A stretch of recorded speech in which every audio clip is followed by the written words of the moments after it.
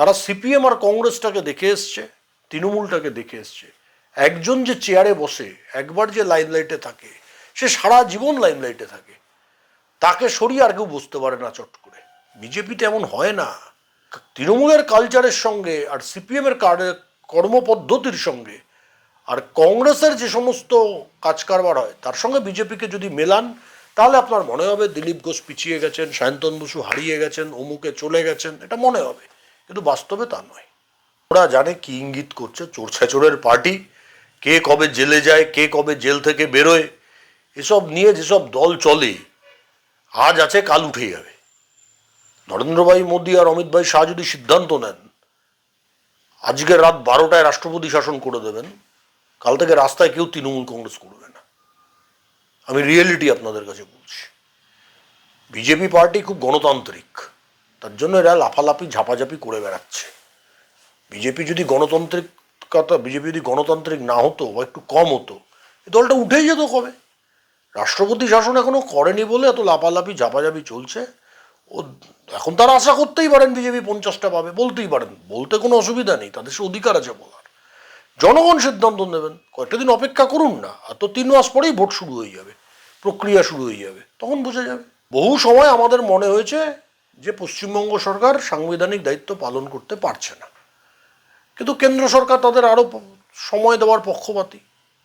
সময় তারা দিচ্ছেন বিভিন্ন সময়ে এই রাজ্য সরকারকে, এবং আমি বল সংবিধানগতভাবেই দিচ্ছেন, এতে কোনো দোষের কিছু নেই, ঠিকঠাকই দিচ্ছেন।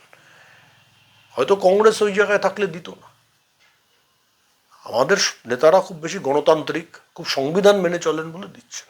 এখানে বাংলাদেশি জঙ্গি হুজি আল কায়দার ঘাঁটি করতে দেবেন, তাহলে সিদ্ধান্তটা ভারত সরকারের হাতে। কারণ দেশের সার্বভৌমত্ব কম্প্রোমাইজ হবে এরকম রাজ্য সরকার ক্ষমতায় থাকতে দেওয়া যায় না।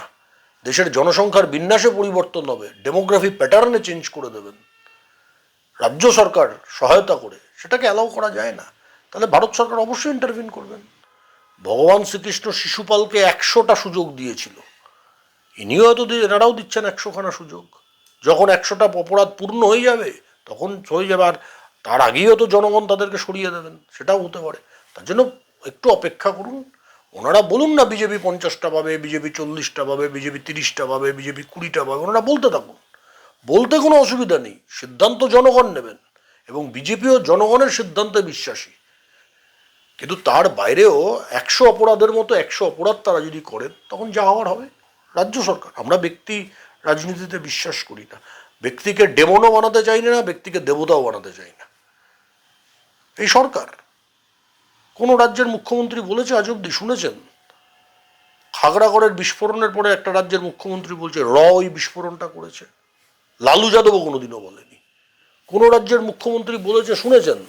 এই যে এসআইআর হচ্ছে, আপনার বাড়িতেও নিশ্চয়ই এসআইআর এর ফর্ম এসছে, আপনার বাবার জন্ম বার্থ সার্টিফিকেট জোগাড় করতে হচ্ছে, এসআইআর এ লেখা আছে, রাজ্যের মুখ্যমন্ত্রী বলেছেন, লোক খেপিয়েছেন যে বাবার জন্মের বার্থ সার্টিফিকেট দিতে বলে আসছে, দাদুর জমির পাট্টা চেয়েছে, এ ধরনের কথা বলেছেন রাজ্যের মুখ্যমন্ত্রী, জনগণকে বিভ্রান্ত করেছেন।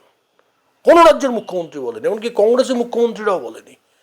তার জন্য আমি মনে করি যে এই রাজ্য সরকার এই অপরাধগুলো করছে, 100 অপরাধ অব্দি হয়তো ওনারা অপেক্ষা করছে। তারপর শিশুপালের অবস্থা যা হয়েছিল তাই হবে। তার আগে যদি জনগণ সরিয়ে দেন তো সরে যাবে এরা। সংবিধানের বাইরে তো ভারত সরকার যেতে পারে না। এটা তো সিপিএম বা তৃণমূল নয় যে কিছুই মানবো না, থানার ওসি তৃণমূলের সভাপতি, এটা তো তা নয়। থানার ওসি তৃণমূলের সভাপতি,